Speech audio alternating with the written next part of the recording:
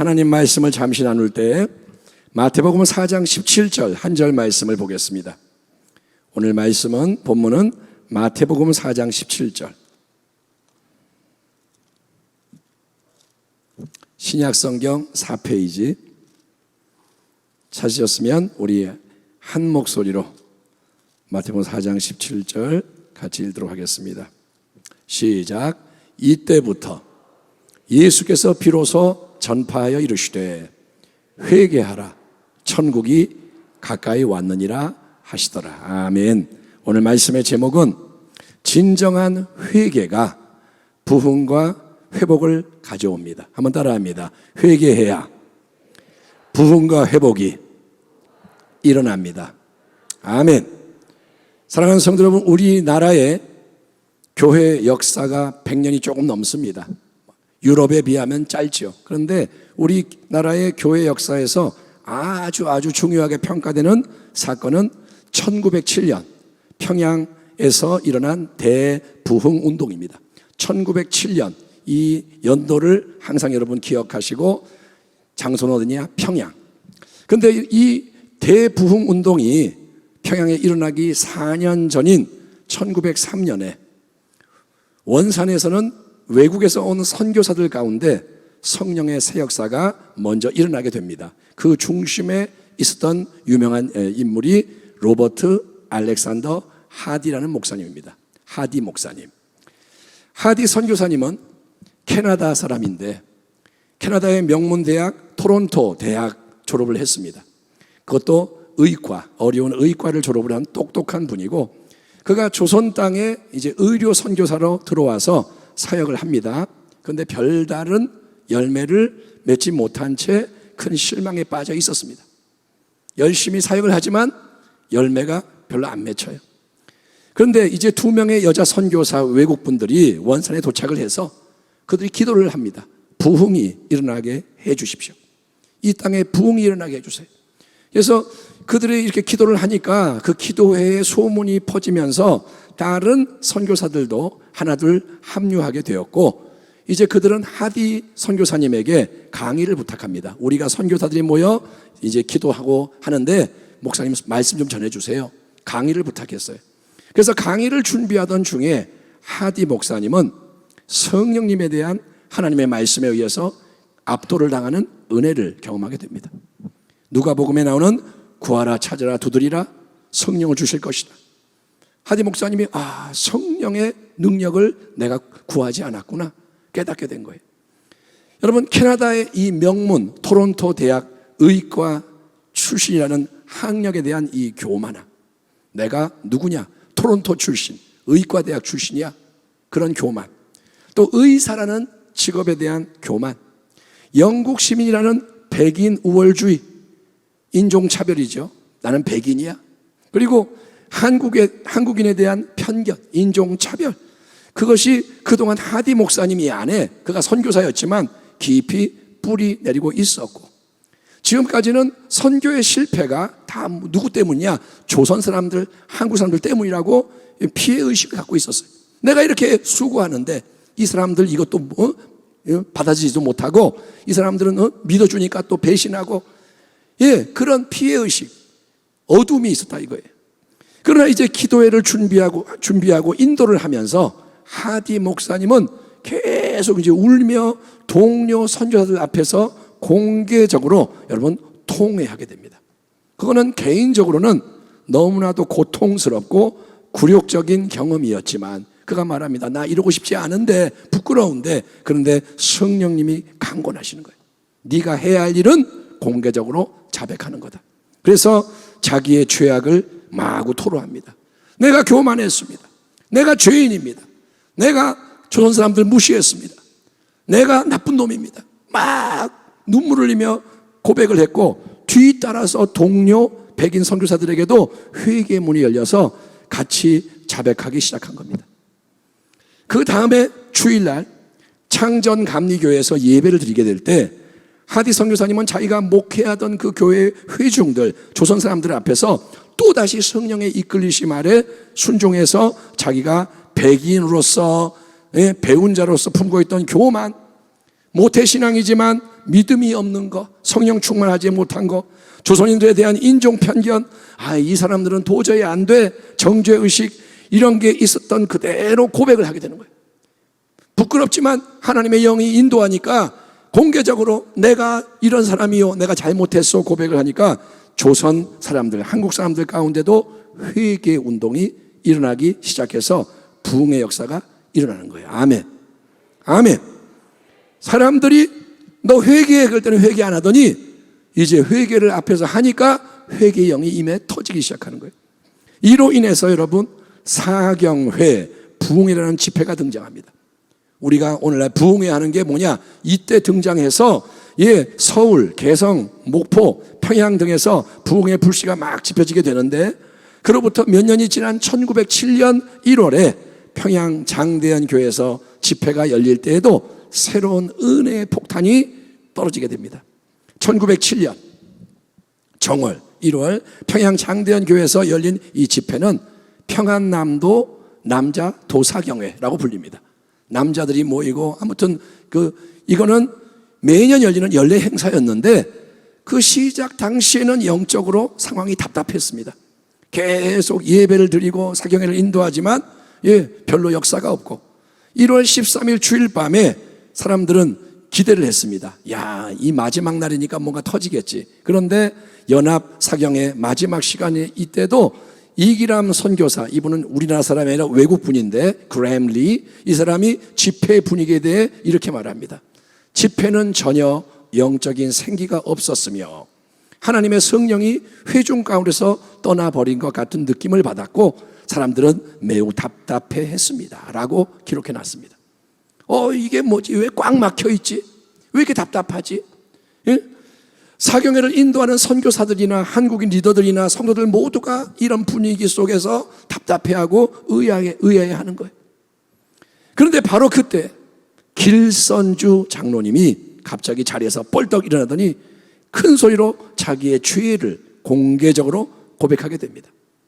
길선주 장로님이 뭐라 그러냐? 하나님께서 우리의 집회에 은혜를 내리시지 않는 이유는 바로 나 때문입니다.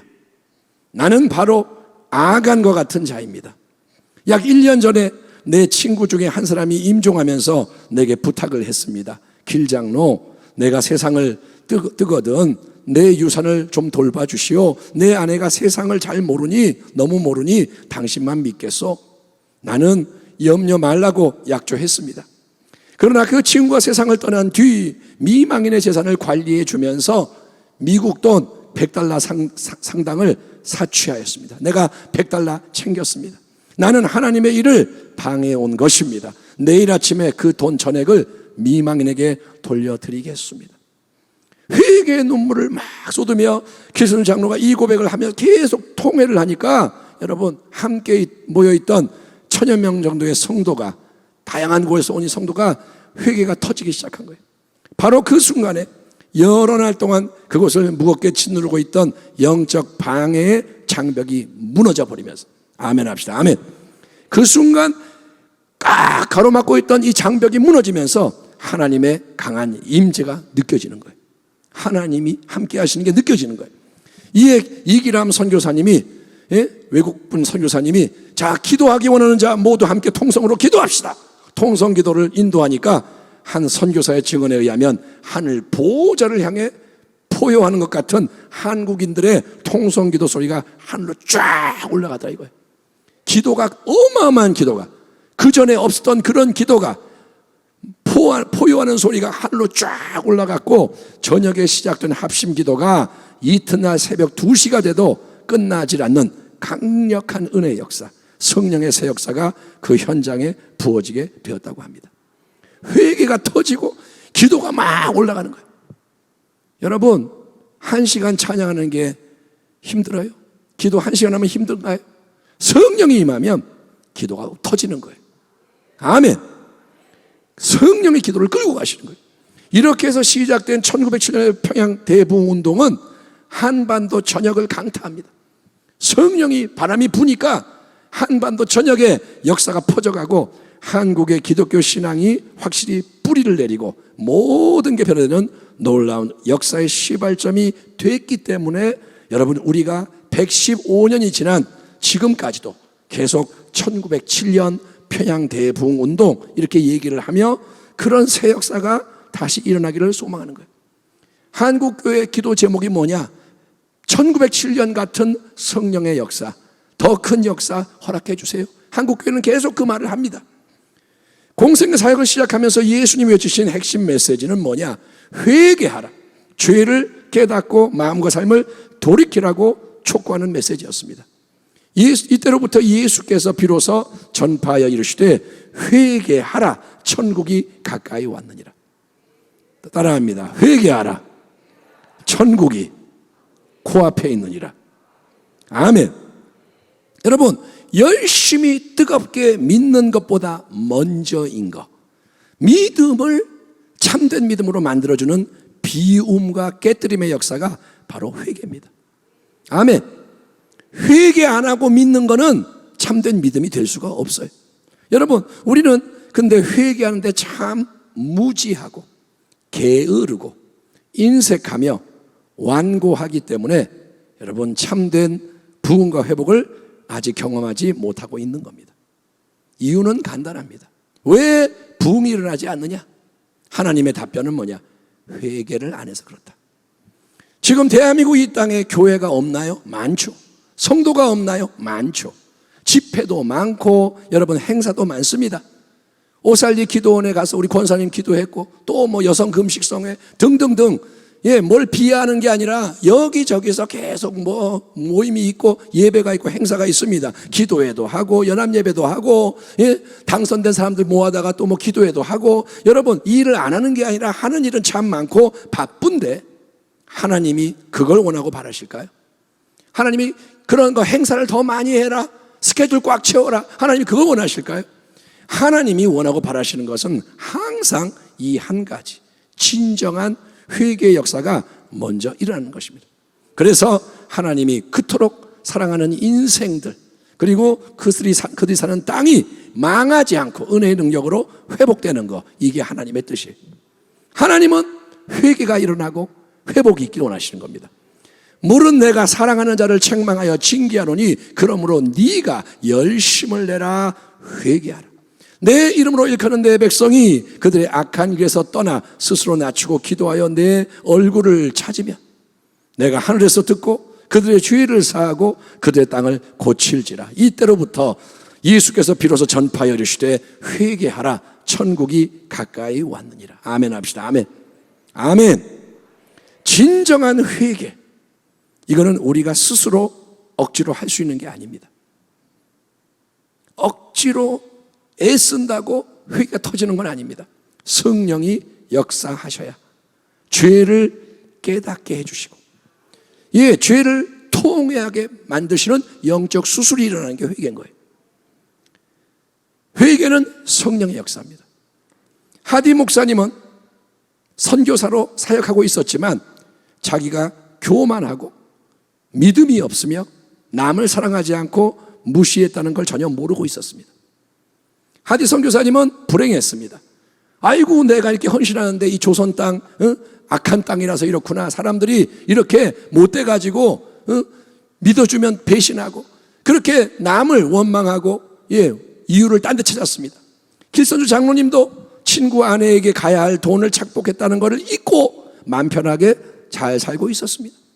그런데 그것을 성령이 깊이 깨닫게 하시고 진짜 애통하게 만드신 거고, 그 회개의 불씨가 회개의 강한 불길, 성령운동의 불기둥으로 번져가게 하신 거예요. 성령이 불을 붙이고 성령이 퍼져가게 하시는 겁니다.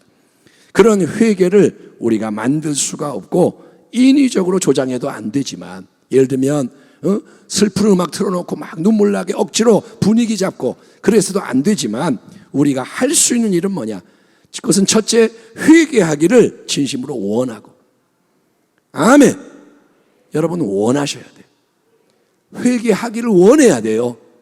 둘째는 회개 역사가 일어날 수 있도록 하나님 앞에 머물며 기다려야 한다는 거예요.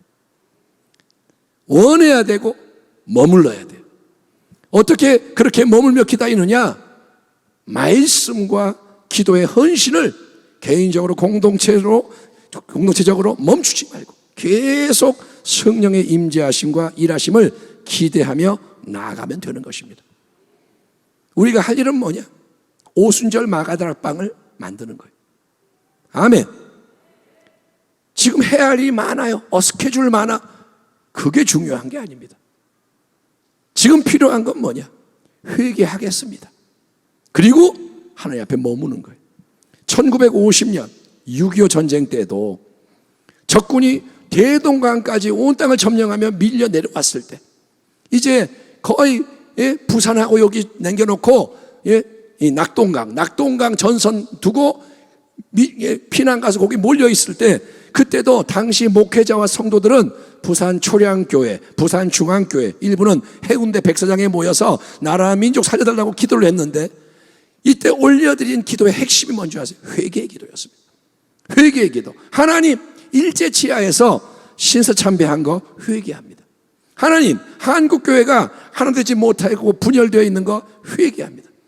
더없이 위태롭고 절박한 현실, 지금 적군이 낙동강까지 밀려와 이제 거의 망하게 된 그 상황에서 여러분, 우리의 선진들은 무릎을 꿇고 죄를 통회하고 자복을 했습니다. 그때 하나님이 이 나라를 건지시고 여기까지 인도하신 거예요. 아멘. 망했어야 할 것을 바꾸신 거예요. 역전시키신 거예요. 그러므로 성도 여러분, 회개의 기도는 하나님이 살리는 처방인 거예요. 회개는 뭐냐? 우리를 구원하시는 하나님이 우리를 살리는 방법이 회개입니다. 지금도 마찬가지입니다. 1907년만 회개가 필요한 게 아니고 6.25 때만 회개가 통하는 게 아니고 지금이나 10년 후나 100년 후나 여러분, 하나님의 방법은 회개. 그러니 회개하라, 천국이 가까이 왔느니라.